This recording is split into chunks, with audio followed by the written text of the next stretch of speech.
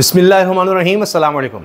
ऐलानात ख़तरनाक से ख़तरनाक होते चले जा रहे हैं। माहौल बहुत ज़्यादा ख़राब होने वाला है आने वाले दिनों में। जिस तरह के जलसे शुरू हो चुके हैं, जिस तरह की रैलीज़ हो रही हैं और जो कुछ उनमें कहा जा रहा है, उससे पता चल रहा है कि टेम्परेचर बहुत बढ़ रहा है, दर्जा हरारत बढ़ रहा है। सिर्फ मौसम का ही नहीं, सियासत का भी। पार्लियामेंट के अंदर भी इस तरह की तकरीरें हुई हैं अब, और ये कहा जा रहा है जी हमारे हुकूक नहीं दिए जा रहे। बड़ा ख़तरनाक माहौल है।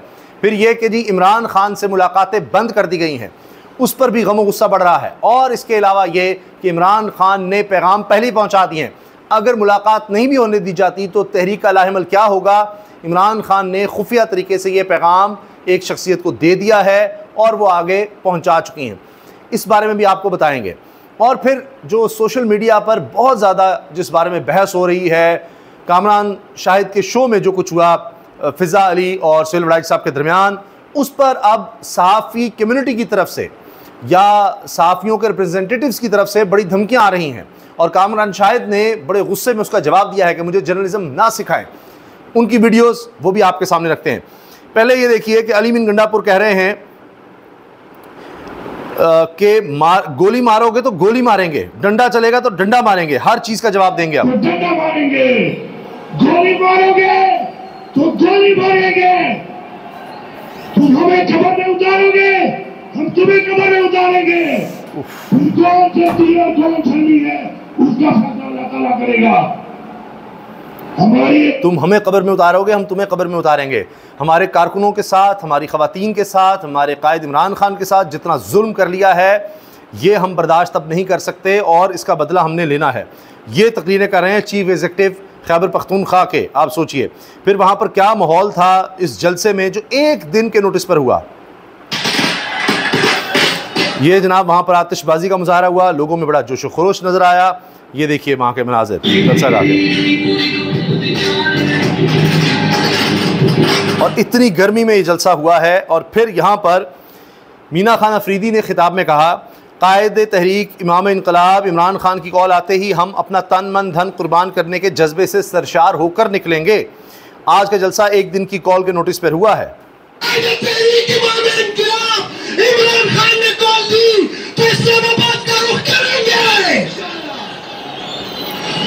जी इमरान खान का रुख करें, इमरान खान जब कहेंगे तो इस्लामाबाद का रुख करेंगे और आगे बढ़ेंगे। ये बात अब जलसों में होने लगी है, इसी से आप अंदाज़ा लगाइए।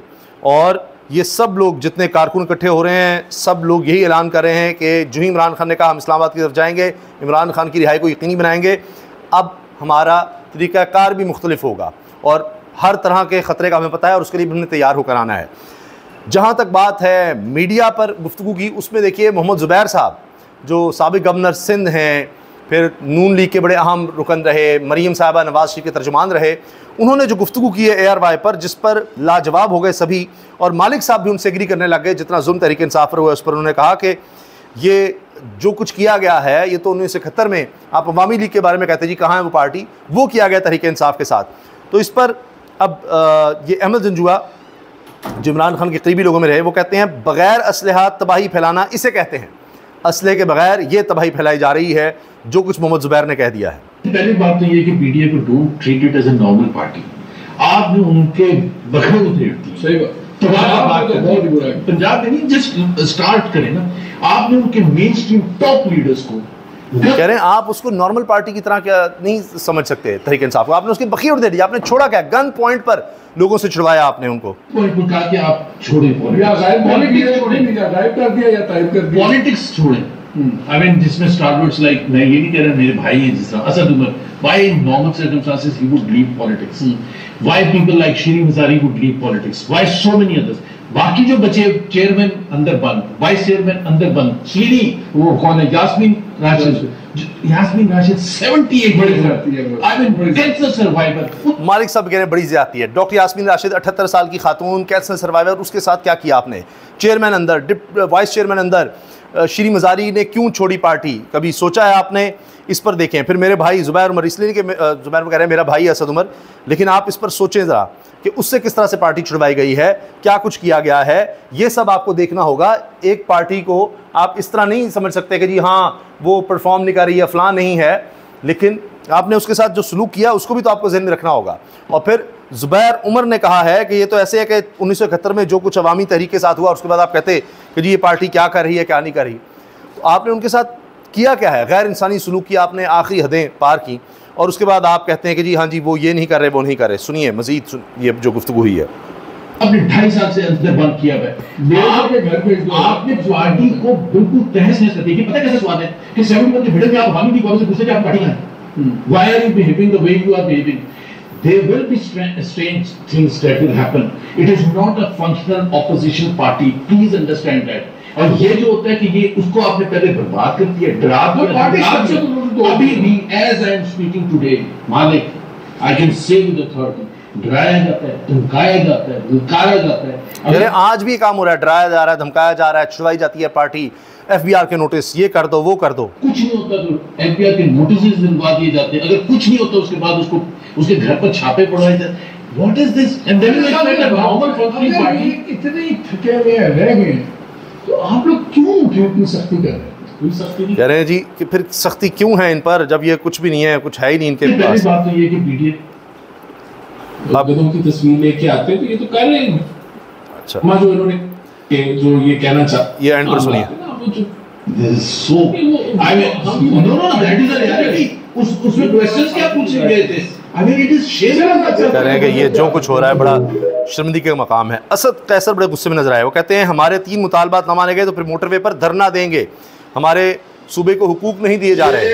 अगर ये 3 मुतालबात टू देखो कि आवाम को उनका हक नहीं दिया गया, जो फाटा और फाटा की जो टैक्स का रूल लग गया उसको खात्मा नहीं किया गया, और हमारे सूबे में लोड शेडिंग का खात्मा नहीं किया गया, या लोड शेडिंग जो है जो पूरे पाकिस्तान के लिए उसके मुताबिक हमारे साथ भी दिया जाए, खैबर पख्तूनख्वा के आपको भी पाकिस्तान के नुमाइंदे शरीय तस्लीम किया जाए।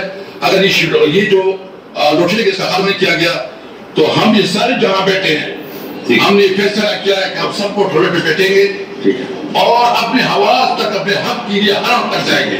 ठीक है, सड़क पर बैठेंगे, मोटरवे पर बैठेंगे, और हमारे सूबे को हुकूक नहीं दिए जा रहे, उसको फंड्स नहीं दिए जा रहे जो उसका हक बनता है। लोड शेडिंग पूरे मुल्क की तरह जितनी पूरे मुल्क में है उस तरह नहीं, ज़्यादा लोड शेडिंग खैबर पख्तूनख्वा में की जा रही है। तो ये हमारे मुतालबात हैं कि सबके साथ बराबरी का सलूक किया जाए। ज़ुबैर अली ख़ान बड़े अच्छे नौजवान सहाफ़ी हैं, इन्होंने बताया है कि जी इमरान खान से मुलाकातों पर पाबंदी लग गई है, लेकिन पाबंदी से पहले ही इमरान खान साहब ने अपनी बहन नौरीन खान को बता दिया कि किसने क्या करना है। कुछ लोगों का ख्याल है जुनैद अकबर लीड करें, कुछ कह रहे हैं अली गंडापुर लीड करें, लेकिन इमरान खान ने बता दिया उमर अयूब होंगे और साथ उनके सलमान राजा कोऑर्डिनेशन कर रहे होंगे, और अपनी बहन के ज़रिए उन्होंने पैगाम पहुँचा दिया कि किस तरह से तहरीक चलानी है, किस तरह का ऐलान होना है। बाकी चीज़ें इमरान खान फिर बताते रहेंगे। अगर मुलाकातें होने दी तो फिर, अभी तो मुलाकातें बंद कर दी हैं, लेकिन जो मेन पैगाम था वो मुलाकातें बंद होने से पहले ही पहुँच चुका है, और इसी वजह से मुलाकातें बंद की गई हैं कि इमरान खान बाज नहीं आ रहे, वो फिर तहरीक की बात कर रहे हैं।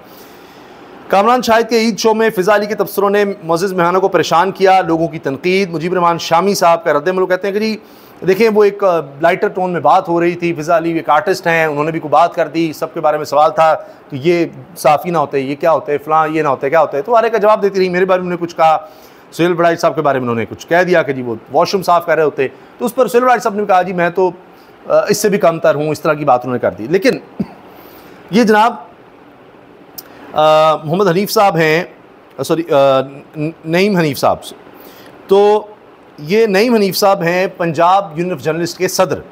ये कहते हैं कि सारा किया धरा कामरान शाहिद का है और वो बरीजुमा नहीं हो सकते, सारा कसूर उनका है, उन्होंने प्रोग्राम कंडक्ट किया, फिर एडिटिंग में क्यों नहीं उसको निकलवाया, ये सब कुछ उन्होंने बात की। इस पर कामरान शाहिद साहब बड़े गुस्से में हैं। वो कहते हैं मुझे जर्नलिज्म ना सिखाएं, मुझे पता है कि बायस्ड होना क्या होता है। जो हमारी एडिटोरियल पॉलिसी पर तनकीद कर रहे हैं तो इन्हें पता हो कि इस हमाम में सारे नंगे हैं। पाकिस्तान के अखबारात ने जर्द और गंदी सहाफ़त की है, पूरे सफ़ात पर ज़ाती ज़िंदगी के स्कैंडल छापे जाते हैं। क्योंकि ये नईम हनीफ साहब ने कहा है, जो सदर हैं पंजाब यूनियन ऑफ जर्नलिस्ट के, वो कहते हैं जी हम एहतजाज करेंगे कामरान शाहिद के खिलाफ, और इस तरह की बातें उन्होंने कही हैं। तो इस पर कामरान शाहिद आप गुस्से में सिखाइएगा। मैंने कहा यहाँ से एक दो ये बता दूँ, आप ज़्यादा अच्छा जर्नलिज्म मुझे पता है और मुझे पता है बायस होना क्या होता है, और आप लोगों के जो इदारे हैं जो बहुत बड़ा एडिटोरियल कंट्रोल रखते हैं और वो कह रहे हैं ये क्या हो गया, वो क्या हो गया, एक बार फिर बता दूं, वो इस हिमाम में बिल्कुल बेलिबास है। येलो जर्नलिज्म गंदा, गंदा जर्नलिज्म आपने किया हुआ है, गंदगी आप लोगों ने फैलाई हुई है। जर्नलिज्म एट लार्ज किया पाकिस्तान के अखबारात ने, 1980 से लेके मैं बात कर रहा हूँ आगे तक, ये प्राइवेट मीडिया फिर कहीं जाके कह रहे हैं 1980 से लेकर आज तक अखबारात ने बड़ा गंदा जर्नलिज्म किया है। ये तो फिर मीडिया आया, इलेक्ट्रॉनिक मीडिया आया, फिर आप लोगों को होश आई, वरना आप लोगों ने सबसे गंदा किरदार अदा किया। शर्म आई, फिर कहीं जाके अकल आई, फिर कहीं जाके कुछ थोड़ी सी आंखों में लिहाज आया कि फैमिलीज भी देख रही है, वरना यहाँ पे तो पूरे पूरे अखबार बने हुए स्कैंडल्स ही करते थे पर्सनल लाइफ के ऊपर। ये गंदे कहते हैं स्कैंडल होते थे अखबारात में, सिर्फ स्कैंडल हुआ करते थे, गंदगी फैलाई जाती थी। खुदा का शुक्र है ना हमने कभी की, ना हमारे चैनल ने कभी की, और एट लास्ट भी पाकिस्तान के चैनल्स ने नहीं की। ले जी, वो कह रहे हैं अखबारात को छोड़िए, आपने चैनल्स ने अखबारात से कहीं बेहतर काम किया है। बहरहाल आप अपनी राय का इज़हार कमेंट सेक्शन में ज़रूर कीजिएगा। अल्लाह हाफ़िज़।